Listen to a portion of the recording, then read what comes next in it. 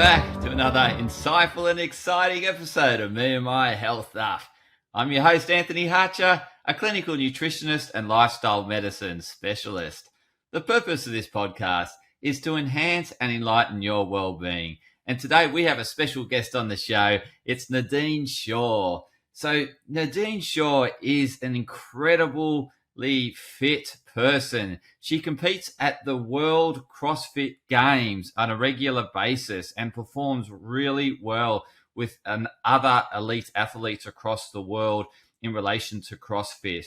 She also is a personal trainer and a mum of two beautiful children and has a partner who she deeply adores.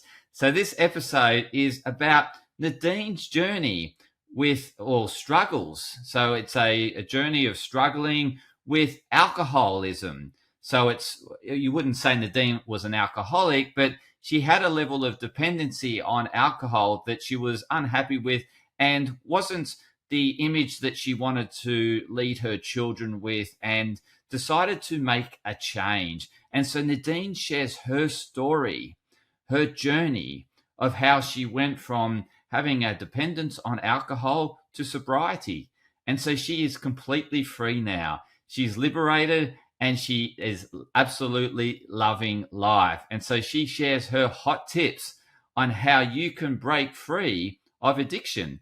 In relation to this episode, we're focused on alcohol, but it's certainly going to be an enlightening and empowering journey for you to tune into Nadine's success around her letting go of alcohol.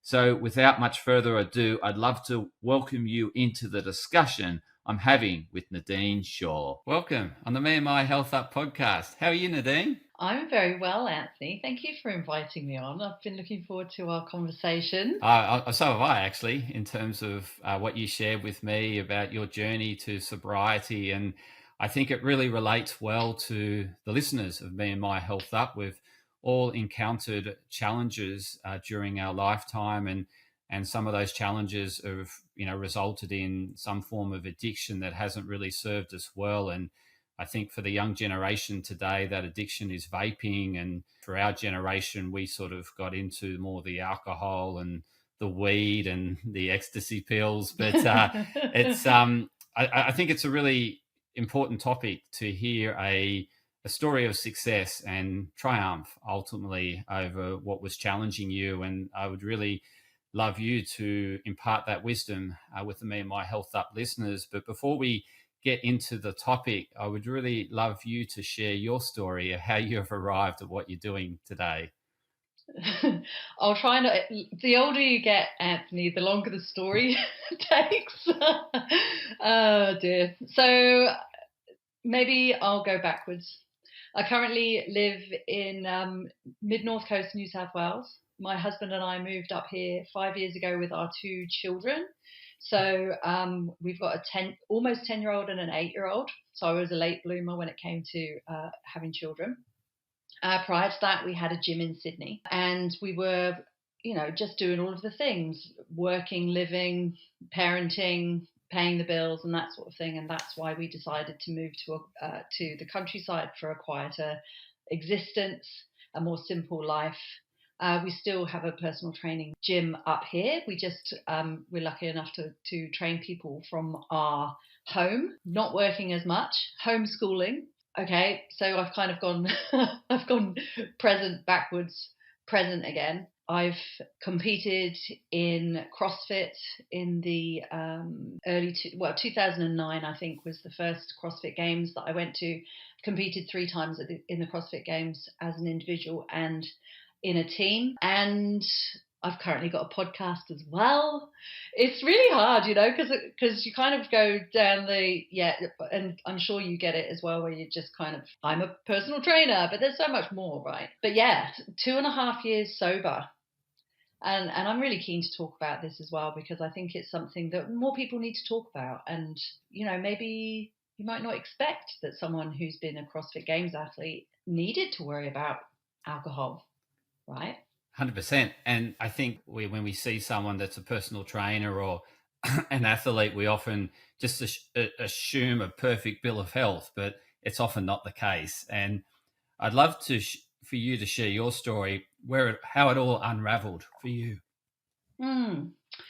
Okay, so I have to, I'll admit, and it's interesting actually, isn't it? Because you mentioned addiction in your intro, and in our normal social setting, I guess, or our social norms, it's totally acceptable to be a drinker. And I wasn't getting up in the morning and having a glass of wine, but I was drinking consistently, and waking up in the morning and thinking, oh, I can't wait till I finish work tonight so I can have a glass of wine. Or conversely, I'm not going to have a drink today. That would be one of the first thoughts I would have. It's socially acceptable. And so, as a personal trainer, working in the fitness industry for 20 years, I was, that's like up until now. All through that time, I was a drinker, but I was ticking all of the other boxes, right? So I was eating well, I was exercising, I was getting enough sleep, although I would argue that my sleep quality wouldn't have been very good because I was drinking. I had a good physique. I was competitive, so I was doing well in CrossFit as well. So it was like, well, I don't need to drink alcohol. I don't need to stop drinking alcohol. In fact, it was like a badge of honor. I could have a couple of glasses of wine in the evening and still beat everyone when I did my CrossFit comps. So that was where I was at in the early 2000s. And then in 2014, I had my first child, Louis. So I was 40, and so obviously I didn't drink. When I was trying to get pregnant, I went through IVF, so I stopped drinking. I didn't drink throughout my pregnancy, but pretty much it crept back in over time. And then I had another baby almost 2 years later.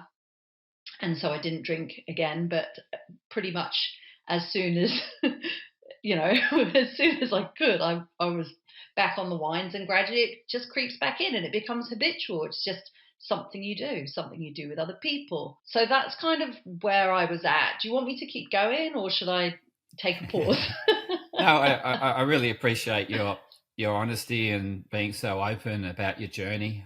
This is really revealing, and probably some people are hearing it for the first time from you. And so I really appreciate you being so open and honest. And I can, like we know from, I guess, the law of conservation is, when we're being really good, it creates a licensing effect in a sense. Well, we then we balance ourselves through the licensing effect, saying, well, I'm doing all these things really well, so therefore I deserve this. And we all do it. Like myself as a nutritionist, I go through the same process as to, I've been so good, I deserve an extra piece of chocolate, or a couple of pieces, or half a block. All right. So this is not uncommon for anyone, even athletes and those Olympians, or, this is what we call the licensing effect. Is essentially we counterbalance and we restore some sort of, we have this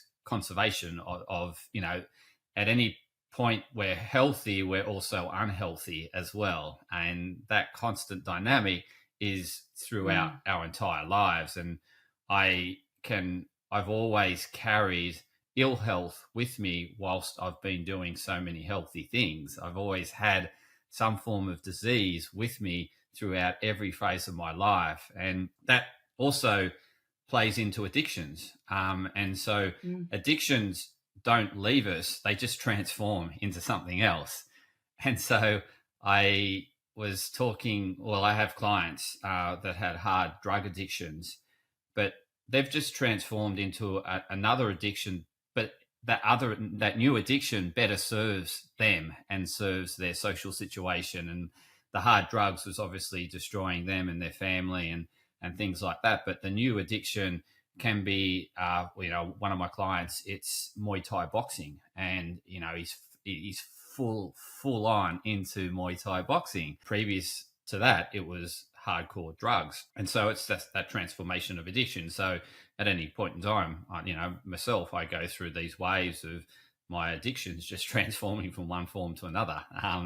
So I really appreciate your honesty. And what was the trigger for you in terms of, I need to change this? What was that moment? And just go through that moment and that thinking process that you wanted to change, and the reason why you wanted to change. Well, I mean, it was a process, and it was over a period of time. There was certainly always that kind of, well, for a few years, probably, where you'd hear someone say, "Oh no, I don't drink," and I would think, "I want to be like that. I wish I could say that." So there's obviously something in the back of my mind that wanted to, and also we had kids. That was probably, you start to weigh up the pros and cons of, well, not just waking up in the morning feeling rubbish and having to deal with two small humans, but what does my behavior, how does it impact on them, when they're seeing it? How will it impact on them later in life, if they think it's normal or acceptable behavior? And I got more and more deep. Like, you think when someone's a personal trainer and they do CrossFit competitively, they're quite deep into the health space, but there's so much more. And and your podcast and my podcast alike really talk about all of those different possibilities that we have for our health and for improving our health. And I'm a massive fan of longevity and health span over lifespan. And that alcohol was the thing. It was like, that was the thing. Out of all of, everything else I was doing well. I was meditating, I was making sure wasn't stressed. I was going to bed on time, waking up at the same time every day, eating well, exercising, doing all of the things, but I was still drinking. And so there was just this nag, it was like a thorn in my side. And so I got to, I don't even know what year it was. What year was it? 2024. Yeah. 2024. So it must have been 2022. I'd heard of a book called The 30-Day Alcohol Experiment. And I thought, well, you know what? I'm just going to buy it. So I got it on my Kindle, and I'm just going to read it, and I'm going to commit to 30 days. Okay, so every day from this book, and I don't have the name of the author, but if anyone is interested, like it's easy to find online, 30-Day Alcohol Experiment. So I just read a chapter a day. That's all it's told you to do, and it just teaches you about some of the things that are going on psychologically and physically when you drink alcohol. And I followed the 30 days, and I got to the end of the 30 days. And I was like, I think I had planned to do a CrossFit competition, which was that was like in January. Had a CrossFit competition for the Masters in mid to late Feb. And I was like, well, I'm just going to go till then. It seems silly to have done all of this, had a month of sobriety and then go back to it just before a competition. And then, so I did that. And then I was like, well, I'm just going to get to my birthday, which was the 1st of April. And I did that. And then there was something else coming up. And I was like, well, I'm just going to do another month. And then I was like, I don't want to go back now. And I was using an app as well, which is really helpful. Different things work for different people, I know. But I was using an app and it just counted the days. And I've still got it. I haven't looked at it for a long time, but it's going to be a lot of days. So the more days you have, and I looked at it every day, the more days you have one day, you have one drink, you have one sip of a drink, you're back to zero, right? And I was like, and that for me was a really good psychological, powerful tool. But I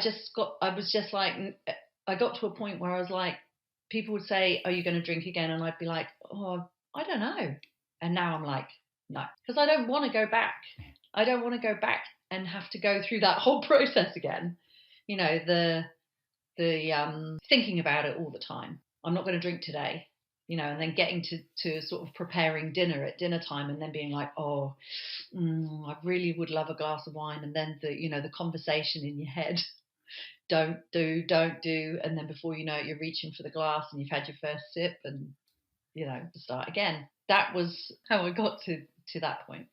Amazing. Yeah. So really that empowering why was you wanted to be the best leader for your children, and you wanted to be the best role model for your children. I think that was, a strong driver behind your decision making. And then obviously you've got help through education, through the book, that's really empowered you and put you in the driver's seat and you've tracked your progress through the app, which then created momentum because you just got to the next milestone. And I think one thing that probably helped you was having another milestone. Yeah, I can get through to my birthday. I can get get through to this date, and then it became so long without it that you weren't missing it anymore, right? And so what, in terms of your routine now, like obviously the routine was at the end of the day after working hard, training at the gym and training others and things like that, and then looking after your kids and getting them ready and settled, and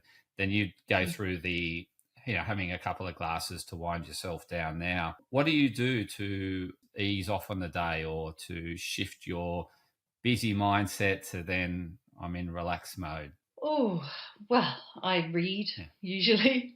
It's actually quite interesting because, there are still times and there are still times where there's that association, and you kind of have a brain snap where you're like, oh, this is the time where I would have a drink.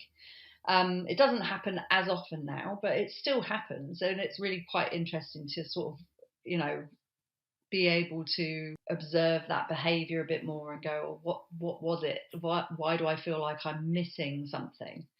And I don't know. I think part of it is just really habitual.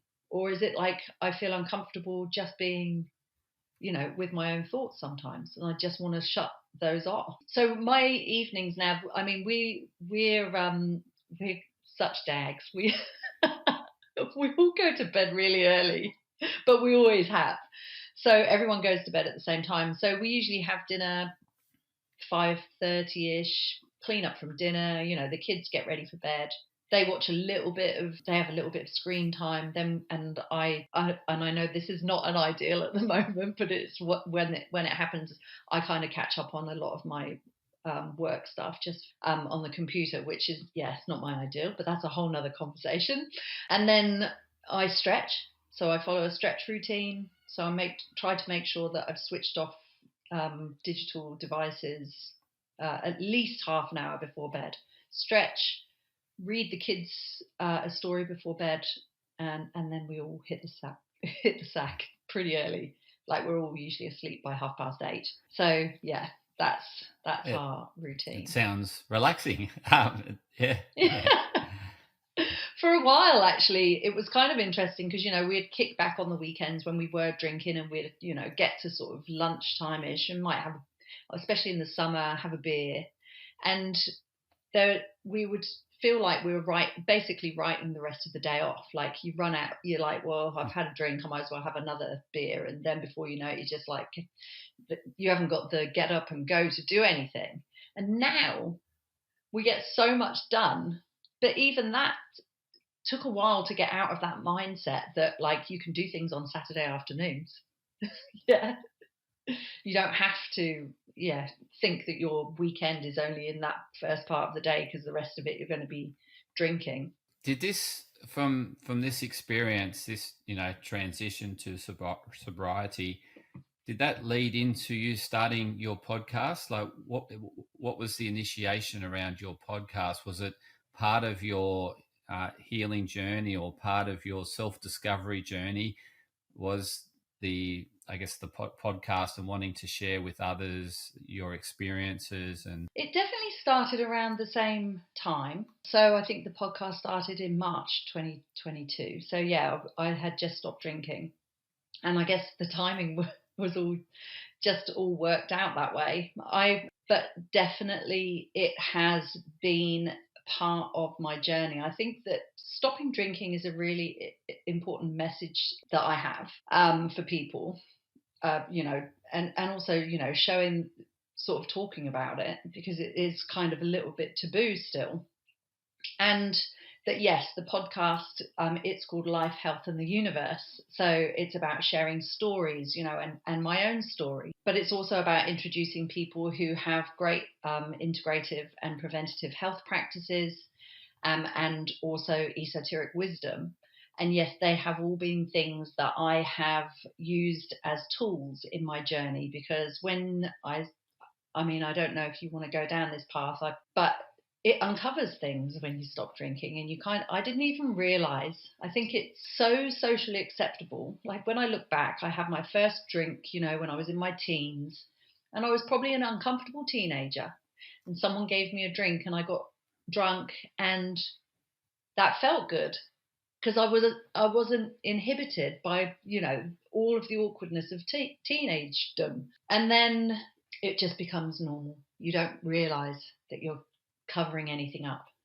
And so when I stopped drinking, and yes, I started the podcast, and I had I had moments where I was like, wanted to reach for a drink. It might be when I just released a podcast, for example, or I just posted something on social media and I'd want a drink, and I started to witness that I had some discomfort or some insecurities. So this is kind of a long answer, but I think it is an important part of the journey, has been that it uncovered a whole bunch of stuff that I needed to deal with. And the podcast has allowed me to introduce, lots of different guests that have helped me on my journey and that helped to educate me, but that I hope will now be able to assist other people in, journeys of self-discovery and empowerment. Yeah, you're passing that candle of enlightenment onto others to really help them. I hope so. On their journey based on Yeah. your experiences, your education, your learning, and the people that have helped guide you. You're sharing that now with others to really make a difference. And what I was hearing from when you were sharing your story is, that awkward teenager found alcohol at a time when they were discovering themselves, and then the alcohol really put a band-aid on things, and that self-discovery stopped because you had the alcohol.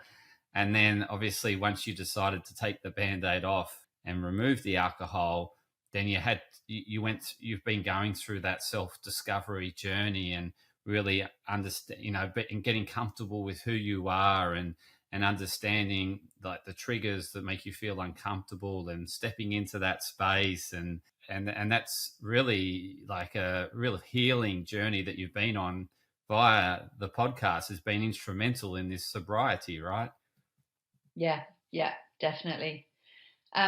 Yes, I think it makes there are definitely times when it is uncomfortable, right?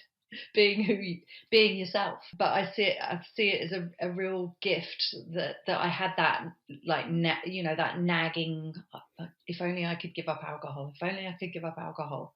I had no idea what kind of can of worms it was going to open. But it's the same as with any addiction, I'm sure. Like it's a band-aid or something that just distracts you from yourself. So it can be uncomfortable. Absolutely. Yeah. And like meditation or mindfulness can be that band-aid as well, is that in essence it's escapism from your reality that you're not dealing with. And if you're constantly you've got the reprieve whilst you're doing the meditation or the mindfulness activity, but once that's over, then life is still there. The issues are still there. And I think what you're going through now is the band-aid's taken off. It's starting to heal slowly over time, but you're allowing that journey to unfold, and you're sitting with the uncomfortableness, the awkwardness, and really discovering yourself and getting more and more comfortable with yourself, via the podcast, and really showing or showcasing the world who Nadine is. This is who I am, warts and all, like there's no hiding behind the podcast. No. And particularly like interviews like this, where it's all revealing, but again, this is part of the healing process, is being open to bringing to your conscious awareness of the reality, as opposed to hiding it behind a bottle of wine and really not dealing with the issue. Yeah, I think that we can feel quite alone a lot of the time, even when we're around others. And sharing stories and hearing other people's stories, whether it's, addiction, overcoming the odds, surviving an illness or an accident, or, whatever it might be, or happy stories, we start to see ourselves in others, and that can give us hope. Yes. And I think that that's one of the another really important reason to share our experiences. I mean, when you look at it historically, stories are what have connected us for thousands of years. And yeah, I think that they're very powerful because they do demonstrate that we're very connected to each other, and we all hold different parts within us. Yeah, 100%. And it's really that becoming at one with everyone and everything. And that's the journey that you're on, is that integration and really realizing that you're connected. And you mentioned that, as much as we can have people around us, and this is what loneliness is defined as, is irrespective of how many friends you've got, it's whether you perceive yourself as being like fitting in or feeling connected. It's the perception, and it's got nothing to do with whether you got a supportive family or lots of friends on Facebook or you go to lots of social things. If you don't feel connected and you don't feel like you fit in, then you're lonely. And the science, when we are lonely, is really, when you speak about health span and longevity, it's like they've equated it in studies to like smoking 15 cigarettes a day is that sense of feeling lonely. So it's right. Wow. certainly one that you want to address. And increase in all-cause mortality, increased rates of heart attacks and strokes. Yeah, so it's a really important one, is that we feel connected. And you're doing this through the podcast, right? You connect with people and you hear their stories, you can relate to their stories, and you feel very connected. Yeah, exactly. And that's one of the wonders of the internet. I mean, it can be the internet itself, I guess, and social media can make us feel disconnected because we're just, we're on our phones, devices, busy with all of that stuff, and it can draw us in. But when we don't have that actual humanness around us, we can still feel quite lonely. And but one of the beauties of the internet is that we can be connected with many people if we choose to, just in circumstances like this, and we can use that for good. I totally agree with it. It's all about the intention of why you use the internet or why you use social media. If the intention is to connect and maintain and continue to develop strong relationships, then that's healthy. That's good. But if the intent is escapism and just mind numbing and not dealing with your issues, then it's like that mindfulness activity that really provides a temporary benefit, but not a permanent solution. And I think, you've gone from that temporary, Band-Aid to now that permanent solution that's now just a really fulfilling process, is that self-discovery and realizing that there's nothing missing and that you have everything within you. It was just recognizing it. And I'm thinking that through these interviews and hearing the stories that you're starting to recognize that you have everything within you that you see in others. Yeah, definitely. Is there a particular, like you mentioned, obviously that book at the start, the 30 days to getting off the alcohol or, getting sober. And then obviously the tracking and things like that. Has there been some instrumental people that have been like really fundamental in terms of that encouraging, that support, and that you'd like to acknowledge in this process? I would definitely, so I'll say the book again, it's the 30-day alcohol experiment. So it's amazing, so simple. But I had an interview, and it was just a coincidence that this particular coach came up, and I had an interview with her. She's called Sarah Rusbatch, Rusbatch, Sarah Rusbatch. And she has just released a book called Beyond Booze. She's a grey area drinking coach. So although I didn't have coaching with her, since we had our interview it was probably 18 months, even 2 years ago, she's like, her community has expanded. She's getting some amazing press. And she's got can I share she's got a group on Facebook called the Women's Wellbeing Collective. And she's got her book, Beyond Booze, which she's released relatively recently. But she is a wonderful speaker. She's a wonderful coach. And she's just got a huge passion for helping other people, women in particular. But I reckon that, she'd be happy to help men as well if they would like to stop drinking alcohol, whether it's to cut back, whether it's to, have some time off, or whether it's to quit permanently. She's amazing, and she's doing such great things in the world. She's from the UK but lives in Perth, so she's kind of an Aussie like me, an adopted Aussie. Yeah, and she's just doing amazing things. So I would highly recommend that book and reaching out into Sarah's group if there's someone who's listening who thinks that they could benefit from cutting back or getting alcohol out of their lives. Thanks for sharing that, Nadine, and I'll include those links to great. the book and to her group within the show notes. And you too are doing amazing things. Excuse me, I'm still getting over my sickness that I've had. Oh, that's all right. I'll let you know. So I think you're doing incredible things with your podcast, and your story is empowering and impactful. How can the listeners best connect with you? Because I'm sure you're someone that can really guide them through a issue with, alcohol and, really getting them to being their best versions of themselves.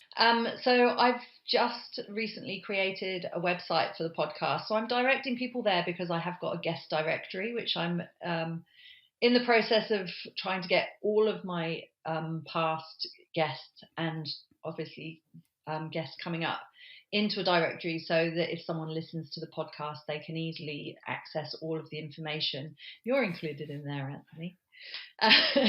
The website is lifehealththeuniverse.podcastpage.io. So if people want to check out the podcast, you can have a look on YouTube from that website. You can go to all the major platforms from that website, and you can check out the guest directory as well to find the guests that are in there so far. And as we build on that, more and more of them. Fantastic. I'll include the link to your podcast, the directory. And how would you like the listeners to reach out and best connect with you? Via your website, or what's the best way? Yeah, there is a contact page on the website. So if anyone wants to reach out directly, they can do that. There's also the ability to record a voice message on there, which I haven't had anyone use yet, but fantastic. It'd be fun. It'd be good to hear it work. Absolutely. So encourage the Me and My Health Up listeners to get on Nadine's page and to leave a voicemail. Send me a voice that message. You've listened to the episode and you obviously loved hearing Nadine's wisdom, and you'd like to stay connected with Nadine. I really appreciate you coming on the show, Nadine. You've provided such great insight around your journey that can really be so impactful for others in terms of giving them belief and hope that it is possible, and that it just requires being, I guess, opening yourself up and really going on a journey of self-discovery, which you've done and you've really enjoyed, and now you're providing a lasting impact on the world based on what you've been able to achieve. So accolades to you. And yeah, that's lovely. Thank you. I really you're doing amazing work. Keep it up. Keep up the podcast and keep serving others. And I think you'll continue to find a lot of inner joy from that service of others and helping them along their journey. Thank you, Anthony. I've loved being on your podcast. I really appreciate the invitation. You're welcome, Nadine. And thank you, listeners, for tuning in to another insightful episode of Me and My Health Up. I really appreciate you tuning in each week. And if you have any questions, please reach out either to me or Nadine. We would love to hear from you. And if you've got any ideas for topics or other conversations, or even guests, please reach out and connect with me. Until next time, continue to health up.